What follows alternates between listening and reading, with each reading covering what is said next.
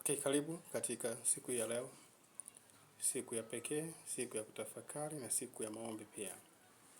Na tunapoanza somo letu la siku ya leo, tutakuwa na somo ambalo linasema nguvu katika kutumaini. Na katika wasaa huu wa nguvu katika kutumaini, kiuhalisia watu hupitia changamoto mbalimbali. Watu hupitia giza wakati fulani, na hivyo kukosa tumaini.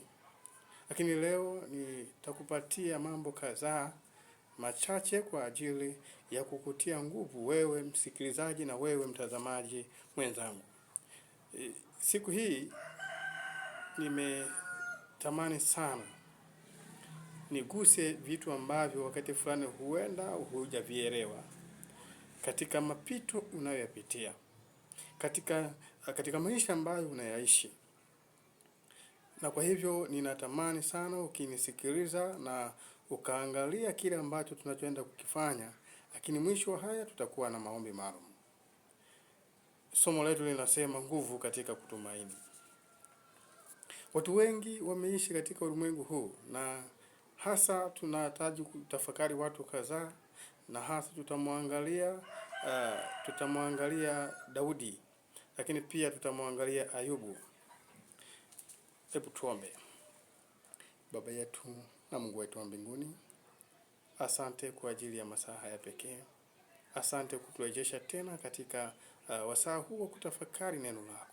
Lakini asante kutujulisha ya kwamba kumbe pale tunapokosa matumaini, kuna matumaini, kuna nguvu katika tumaini.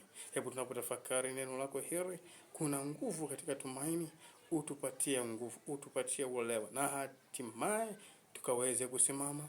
Kama changamoto inatokea, tukaweze kuweka tumaini na kutegemea wewe siku zote. Wagonjwa tunaweka mkononi mwako, endelea kuangazia nuru yako. Hata wao watakapoyasikia haya, watakapotazama katika video hii, ikawapatie nguvu, ikawapatie tumaini ya kwamba wewe Mungu unaweza kufufua yale matumaini yaliyopotea. Tunaomba haya kwa jina la Yesu Kristo. Amina.